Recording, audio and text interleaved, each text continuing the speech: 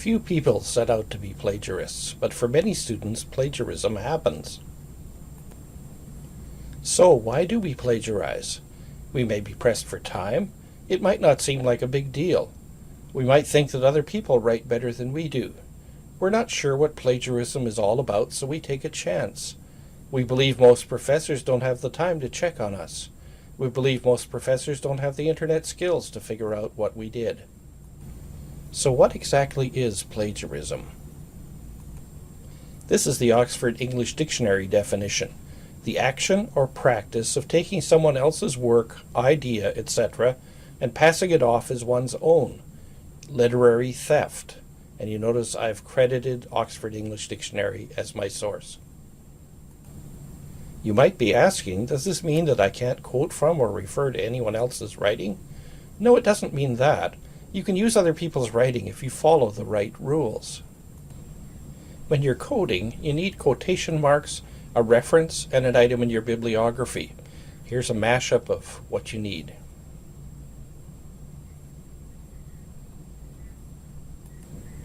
When you're referring to an author's work, you don't need quotation marks, but you do need a reference and an item in your bibliography.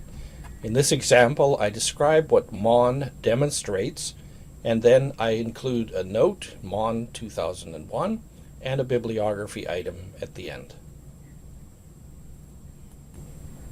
The heart of the problem of plagiarism is misrepresentation, which breaks all the rules for using other people's work.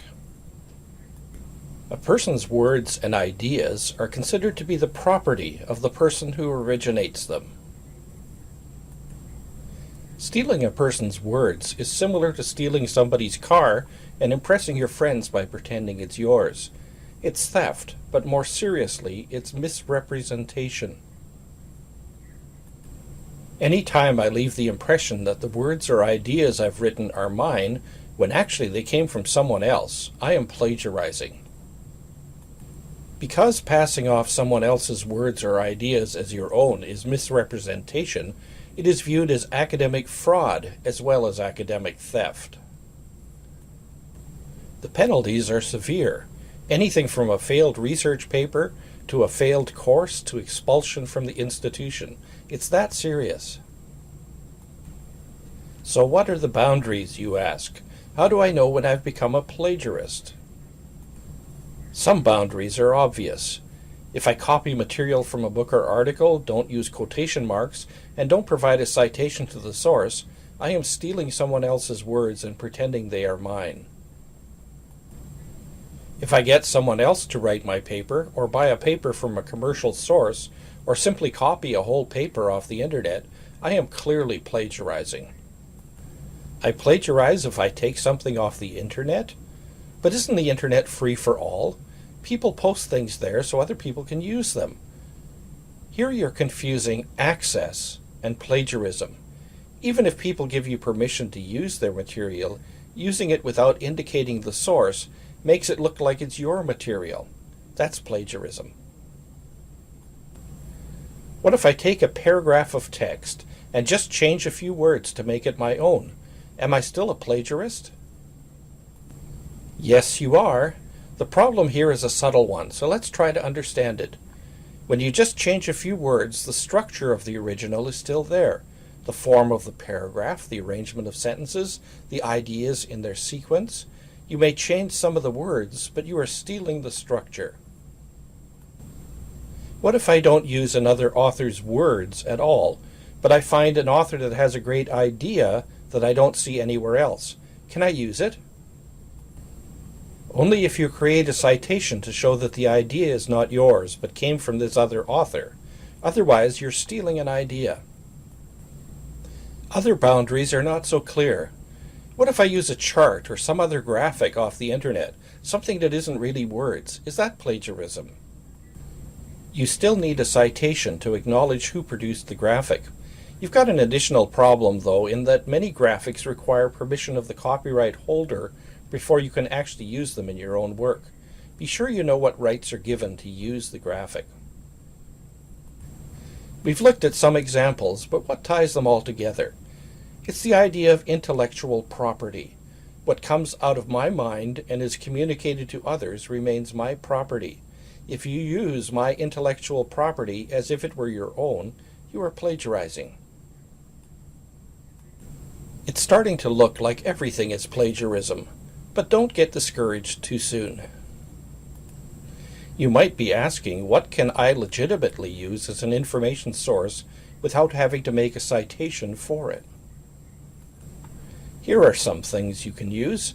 Your own ideas, your own analysis or evaluation of other people's ideas, once you've provided citations for the ideas themselves, or common knowledge that you find in several sources that are not themselves depending on a single earlier source. So let's look at some tricky situations. Number one, you're planning to use some material from a source, but you would rather not quote from it. Is paraphrasing okay? This depends on what you mean by paraphrasing. Looking at its etymology, that is its source parts, para means with, and phrase means, well, phrase. So with phrase. A paraphrase is a phrase-by-phrase rewriting of text into your own words, or mostly your own words. Here's an example using my own writing so I won't be accused of plagiarism. Have a look at the original and at the paraphrase. I've highlighted the areas where the words are identical or nearly identical. Look at how much overlap there is between the two. The paraphrase you just looked at is really just a doctored version of the original, changed a bit so that it looks like something different. But the word order, paragraph structure, and even some of the actual words are the same. That's plagiarism. Even with the changes you made from the original, the whole paraphrase is still 80% the intellectual property of the original author. That's way too much. So how do you avoid the paraphrasing trap? Simple. Don't paraphrase. Instead, interpret. Here we have an original and an interpretation. Notice that very few of the original words were used, that the interpretation reveals an understanding rather than an imitation of the original, and that the interpretation is considerably shorter than the original. It interprets, it doesn't just try to copy. So what is the difference between paraphrasing and interpreting? In paraphrasing, you are rewriting the original phrase by phrase, sentence by sentence. When you interpret, you read the text, step back, and ask, what is this person saying? With interpretation, you are not depending on what the author said phrase by phrase, but what the author meant overall. Here's a simple example. Your friend says to you, I haven't eaten for a long time, so why don't we stop at McDonald's? Someone nearby says, what does he want? If you were paraphrasing, you'd say, he hasn't had a meal for a while and wants to go to McDonald's. You've changed words, but not really the basic structure. You haven't really made an attempt to interpret what this person is saying. An interpretation would be, he's hungry and wants to get a burger. You're getting at underlying meaning, not simply using the same terminology and structure. Here's a second tricky situation. The source you are reading says it much better than you could.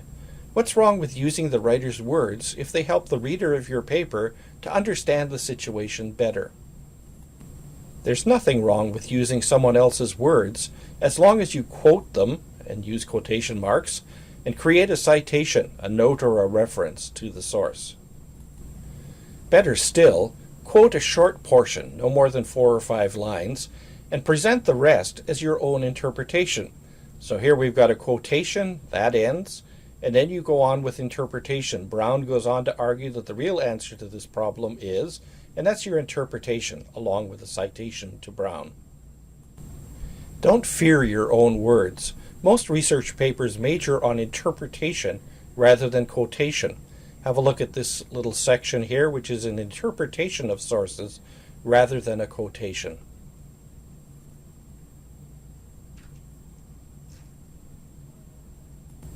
Let's sum this up.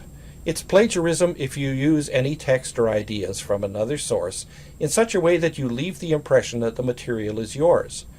Unless you know the information is common knowledge that is found in several sources that do not depend on a single original source, using it is plagiarism. When in doubt, provide a citation. One more thing, you may have heard of people who plagiarized and didn't get caught. Do professors really check for plagiarism? Yes, they do, and a large percentage of plagiarism is actually busted. So do yourself a big favor. Keep plagiarism out of your life.